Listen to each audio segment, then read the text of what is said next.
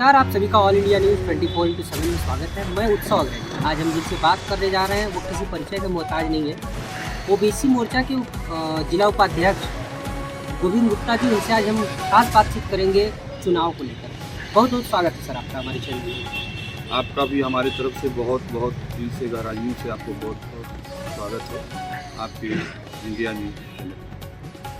Sir, हमारा पहला प्रश्न ये है कि आप ओबीसी से हैं, ऐसे में ओम प्रकाश राजभर और स्वामी प्रसाद मौर्य के जाने से उत्तर प्रदेश चुनाव पर क्या प्रभाव पड़ेगा? हालांकि ओम प्रकाश राजभर काफ़ी पहले ही भाजपा को अलविदा कर चुके थे और उसके बाद देखा जाए तो अभी चुनाव से कुछ दिन पहले, चुनाव होने वाला उससे कुछ दिन पहले स्वामी प्रसाद मौर्य ने भी भाजपा को छोड़ दिया 4.5 साल पूरे होने के बाद। ऐसे में चुनाव में ओबीसी को लेकर स्वामी प्रसाद मौर्य के जाने से उत्तर प्रदेश के चुनाव में क्या प्रभाव? सबसे पहले मैं आपके चैनल के माध्यम से सबको बताना चाहता हूँ, स्वामी प्रसाद मौर्य जी दल बदलू नेता हैं। वो किसी एक समाज के नेता नहीं हैं। उनको पिछड़ों का नेता मानने पे हमारी पिछड़ी समाज जाति जो है एक भूलवश जो है उसकी गलती का एक परिणाम है, वो दल बदलू नेता है। और वो यहाँ तक देखेंगे, पहले वो बसपा में थे, अपने निजी स्वार्थ के लिए बसपा को त्याग दिए, फिर उन्होंने हमारे भारतीय जनता पार्टी को ज्वाइन किया। भारतीय जनता पार्टी में उनको सम्मान, हमारी जो उत्तर प्रदेश की सरकार है ने उनको कैबिनेट मंत्री बनाने का कार्य किया कि वो हमारे पिछड़ी जाति के नेता हैं और हमारे पिछड़ी जाति के नेता होने के नाते वो पूरे समाज के दुख दर्द को समझेंगे। लेकिन उन्होंने ऐसा नहीं किया। उन्होंने केवल अपने निजी स्वार्थ के लिए हमारे भारतीय जनता पार्टी से निकल गए और जाके समाजवादी पार्टी में अखिलेश जी से मिलकर रणनीति बनाए। लेकिन वहाँ पे भी उनकी रणनीति अच्छी चली नहीं और वो वहाँ पे भी फेल हैं। वो एक स्वार्थी नेता हैं, एक दल बदलू नेता हैं और वो पिछड़ों के नेता हो ही नहीं सकते। हमारे पिछड़ों के नेता हमारे उप मुख्यमंत्री केशव प्रसाद मौर्य जी हैं।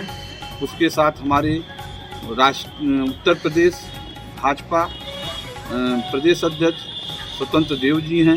ये हमारे पिछड़ों के नेता हैं और हमारे पिछड़ों को लेके क्या हमारे राष्ट्र की एक नए निर्माण की रूपरेखा इन्होंने तैयार कर रहा है। हमारे मोदी जी हैं पिछड़ों के नेता।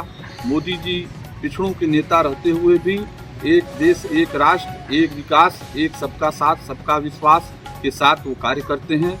हमारे नेता अगर हैं तो मोदी जी हैं, हम उनको मानते हैं, न कि स्वामी प्रसाद मौर्य को। इनकी कुछ भी रणनीति उत्तर प्रदेश चुनाव 2022 के मिशन में कुछ भी कारगर सिद्ध नहीं होगी। हमारी मिशन 2022 आ रही है और हम 350 के पार अपने चुनाव को वापस लाके आपको दिखाएंगे और भारतीय जनता पार्टी उत्तर प्रदेश में योगी सरकार बनाने का काम हमारी सरकार करेगी। वाराणसी से पिछले विधानसभा जो चुनाव हुए थे उसमें ओबीसी 2 सीटें मिली थी, जिसमें एक अनिल राजभर और रविंद्र जायसवाल को मिली थी और उनके द्वारा भरोसा जताते हुए पार्टी को जीत दर्ज कर दोनों सीट जीत कर यहाँ से वाराणसी से दी गई थी। इस बार क्या प्लान है? इस बार भी सभी समाज को, सर्व समाज को मान के हमारी भारतीय जनता पार्टी जो है सभी को टिकट दे रही है। इसी के तहत पिछली बार हमारे मंत्री अनिल राजभर जी को भी शिवपुर से विधानसभा से टिकट मिला। इसी के तहत हमारे रविंद्र जायसवाल जी को टिकट मिला और उसी के तहत इस बार भी उनको जिताने की जनता हर तरफ से, चाहे वो जाति विशेष की बात करें आप, चाहे पार्टी की बात करें, चाहे हिंदुत्व की बात करें, उनको जिताने का कार्य हमारी जनता अपनी भारतीय जनता पार्टी की सरकार बनाने के लिए करेगी और उसको ज़्यादा से ज़्यादा मतों से विजय हो सकती दोबारा हुआ है। शिवपुर विधानसभा से अनिल राजभर इस वक्त विधायक हैं और इस बार अगर देखा जाए तो सुहेलदेव समाज पार्टी से ओम प्रकाश राजभर भी इस बार कह रहे हैं कि शिवपुर से ही चुनाव लड़ेंगे समाजवादी पार्टी के साथ गठबंधन करके। और ओम प्रकाश राजभर का कहना है कि पिछड़ों के नेता अनिल राजभर नहीं है। अनिल राजभर सदैव से पिछड़ों को छलने का काम किया है, उनको दबाने का काम किया है। अगर असली नेता है, पिछड़ों का असली नेता कोई अगर है तो वो है ओम प्रकाश राजभर। इस पे आपका क्या कहना है? भैया, आप हम न्यूज़ के चैनल से हम कहे क्या, हम तो मान लीजिए छोटे से कार्यकर्ता हैं भारतीय जनता पार्टी के, लेकिन ओम प्रकाश जी का आप इतना इंटरव्यू कहीं भी आप देखिए, अगर वो बात जो कहते हैं उनकी बात में सत्यता रहती है। वो जब अपने पार्टी का गठन किए थे तो उन्होंने कहा कि मैं आजीवन कभी चुनाव नहीं लड़ूंगा और अपने संगठन और अपने पार्टी को, सुहेलदेव पार्टी को मैं चलाऊंगा। उसके बाद देखिए उतना बड़ा स्वार्थी आदमी जो कि खुद चुनाव लड़ने लगे, मंत्री बनने लगे, लड़कों को चुनाव, अपने लड़के को चुनाव लड़ाने लगे, अपने लड़कों को महासचिव बनाने लगे। उनके परिवारवा में भैया जाइए देखिए ना, 1 से 1.5 दर्जन तो वही सब कब्जा बनाए हुए हैं अपने पलटिया में। अब हम क्या उनके बारे में बोले? वो पिछड़ों के नेता हो सकते हैं? पिछड़ों के नेता अगर हो सकते हैं तो उन्होंने कितनी बार किसके दरबार में जाके मत्था टेका, आइए भैया हम मिल जाएं, आइए भैया हम मिल जाएं। आज तक हमको बताइए, कांग्रेस रहा हो, सपा रहा हो, कांग्रेस से जाके वो जाके हाथ मिलाए, फिर उन्होंने ओवैसी से जाके मीटिंग की। भैया कहीं उनका दाल ओल नहीं गना तो एक अखिलेश भैया बचे थे, उनके दरबार में चले गए।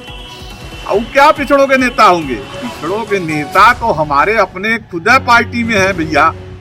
अरे हमारे मौर्य जी, उनके उप मुख्यमंत्री केशव प्रसाद मौर्य जी हब्बे हैं, सत्येंद्र जी हमारे जो है उत्तर प्रदेश के भाजपा प्रदेश अध्यक्ष जी हब्बे हैं। अरे उससे छोड़िए, हमारे केंद्रीय मोदी जी तो खुद हमारे ओबीसी के नेता है। भैया वो का हमने ओबीसी के नेता हो सकल ना, आप हमें बतावा। हमारे पिछड़ों के नेता भैया अनिल राजभर हैं, वो नहीं सबके ध्यान दी हैं, वो नहीं पिछड़ों के नेता हैं, राजभरों के नेता हैं। ओम प्रकाश तो छुटपुटुआ बारिश मेढक जब आवाला पानी बरसला टे टे टे करी हैं और 2 दिन बाद पार्टी बदली है। वो पार्टी भी है, देखा ना अखिलेश जी के हैं, टिकटों ने पूरा मिली तो देखा 2 दिन बाद पार्टियां छोड़ के भाग जाएंगे। ओके जानी ला हम के बारे में बड़ी सुन ले भाई को, कितना बड़ा नेता बा। एबीपी भैया में देखे रही गड़िया में कहे हम तो के हरा दिली तो लगलन मुस्कियाए, कहे जो है उतर जालन कल हमें 10 जने चाय लगी है पियावे। आए भैया अपनो बतिया कहो में हम दबा दिलन देखिला दूसरे के, तब हम का बताई कि राजभरन के नेता हैं कि पिछड़न के नेता हैं कि केकर नेता है।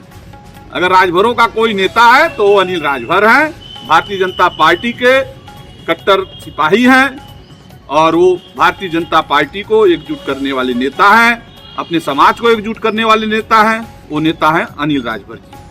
आप किस विधानसभा से आते हैं? हम रोहनिया विधानसभा से आते हैं। इस बार क्या लग रहा है, रोहनिया विधानसभा से भाजपा की क्या स्थिति है? बहुत बढ़िया स्थिति है भैया। भाजपा हमारी 350 के पार आ रही है, फिर से योगी जी की सरकार बन रही है। हम पिछली बार भी पूर्ण बहुमत में आए थे, इस बार भी पूर्ण बहुमत में आएंगे। जिसको टिकट मिलेगा कमल के फूल पे बटन दबेगा। हमारा रोहनिया विधानसभा भी आगे है। हम जो भी ये पार्टी में आएगा, जिसको चुनाव मिलेगा, जिसको टिकट मिलेगा, हम उसको जिताने का कार्य करेंगे। हमारी संगठन जिताने का काम करेगी, उनको जिता के लखनऊ भेजने का कार्य हम लोग करेंगे। स्वामी प्रसाद मौर्य के भाजपा छोड़ने से क्या लग रहा है इस बार की ओबीसी की ग्राफ इस चुनाव में भाजपा के लिए बढ़ेगी या घटेगी? अरे भैया ये बढ़िया भैल कि वो चल गई ना, वो अंदर वो घाव हो जातन, तो ऐसे तो मालूम हो गल कि कितना बड़ा पिछड़ों के नेता रहलन है। पिछड़ों के नेता जो हैं वो हैं, उनके जाने से कुछ होने वाला नहीं बा। सरकार के ऊपर जनता खूब अच्छी तरह जाना ला कि पिछड़ों के नेता वो जाए दो गईलन। भैया वो गईलन अच्छा भैल।